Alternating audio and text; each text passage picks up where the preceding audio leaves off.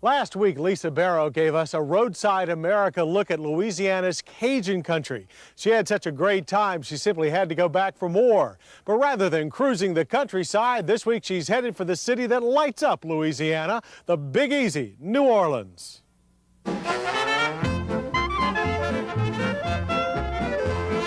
Dear John, you were right. I do love New Orleans. It's beautiful, it's funky, it's exotic, and something's always happening.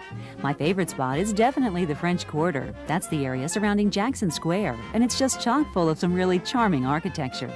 In the mornings, I like driving around and taking in all the rich colors of the storefronts. The narrow streets and ornamental ironwork feel almost European.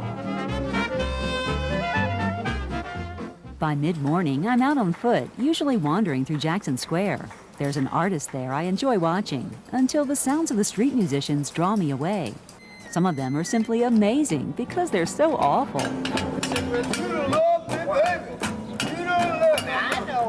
Others are really a joy to listen to. Hello, my love, my darling, I hunger for your touch. Oh, long, lonely night. Around lunchtime, I usually head over to Crescent City Brew House. They brew several of their own tasty beers, and their menu is excellent. It's definitely becoming one of my favorite restaurants here. I've been doing a lot of shopping in the French market. They have everything from Mardi Gras fashions to fine crafted dolls.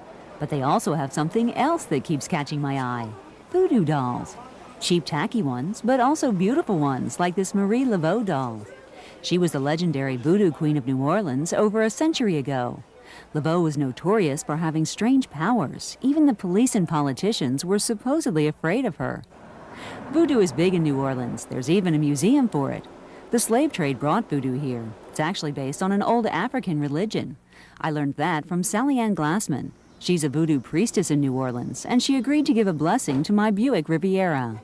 We do this ritual at a crossroads because it's at these intersections between the physical world and the spiritual world that the magic of voodoo happens. Odo Legba! Odo Legba!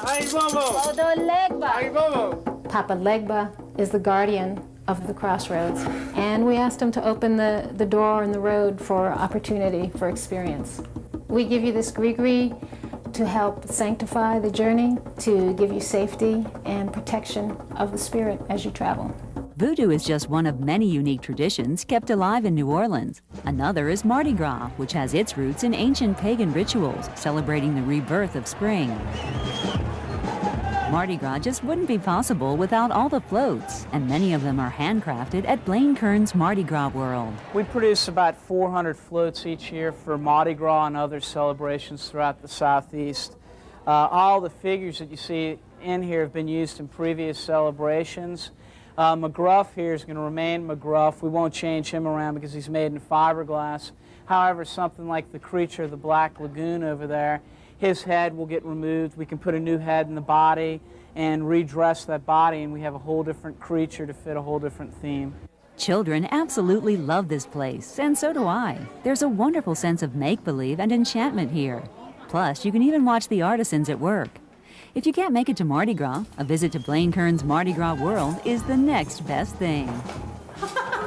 From music to art to colorful rituals, New Orleans has an earthy touch of the exotic and a strange charm all its own. It's a city we've come to love, and we hope to visit again someday soon.